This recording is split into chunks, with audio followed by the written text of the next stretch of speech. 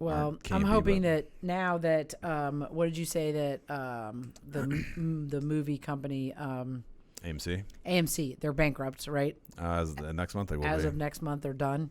Well, they said what happened was they said that they have run out of liquidity. They can't. And I think it comes down to mostly paying rent.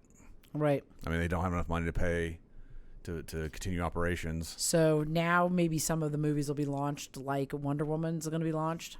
I think, and Harrison may have an opinion about this, I think you get these big pipelines like that to go away, the Regals, the AMCs. If that happens, everything's going to be on demand. And they're trying to move to that model. I really want to see Top Gun.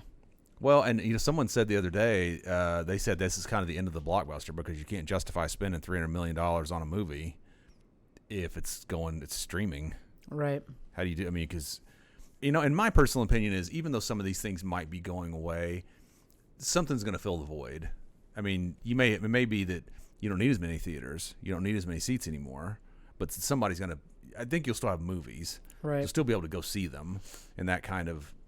But maybe you won't have 20 plexes. You'll have 3 plexes or something.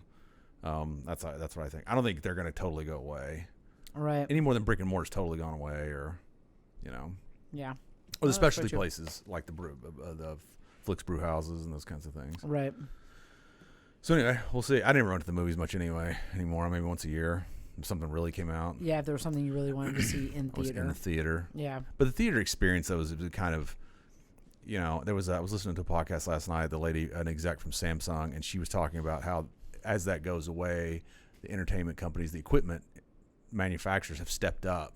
As we're going to give you a better screen, to give you a better experience that will mimic that. Right. You'll go and you can do it in the comfort of your own home.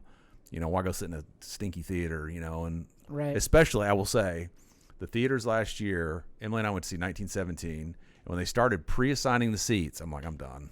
I'm not doing this anymore. Yeah. When they sell the individual seats, right. I'm like, I can't, it's dumb. It's like first come, first serve, man. That's what it needs to be. Yeah. Get your ticket and get in there and get a seat.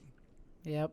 I agree. Don't you think? Yep, I forgot about that. Yeah. Because I could watch that movie just as easily and get pretty much the same experience for that particular movie and our experience with what we had there as I could have at home. Oh, yeah, for sure. Much better at home. Yeah. So. I forgot about that. Don't you remember? Yeah. We had to keep moving. I'm like, dude, come on. Especially in today's world where everybody's going to be freaked out now about germs in general.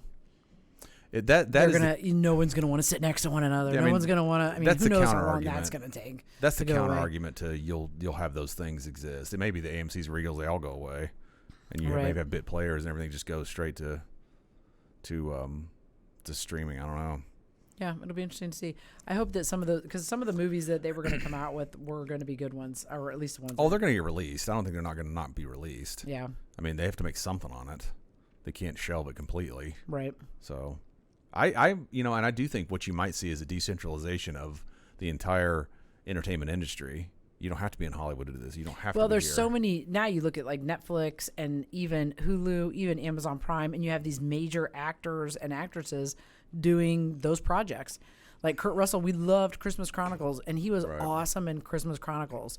And it's like they did that. That was a Netflix movie. Yeah. So I think you'll just see more and more of that. And that was a good movie, especially now with the like Harrison saying, well, you can make this movie like they're making Mandalorian in a one set. Right. So with the technology, and maybe it just makes it easier to make the movies. I don't know. Well, I think interesting to see. To your point, though, I think that one of the biggest trends, kind of a mega trend, is this has been happening for a long time. This has kind of accelerated it. It's consuming that content on your time. I'm much more likely to watch Christmas Chronicles and Christmas Chronicles 2 if I can watch it at home. Oh, yeah. Then versus having to go to the movie take theater. Your kid. I go, what time are they doing? Okay. Yeah, and then Fight your the kid not crowd. listening or leaving or wanting to leave or go to the bathroom 15 times or whatever it might be. Yeah, for sure. And I think that's where... Or multiple kids. When you have multiple kids, like Courtney's family, where... Right. You don't want to take the 2-year-old, but you don't really want to get a babysitter for the 2. It's going to cost you $100 to go anyway. Right.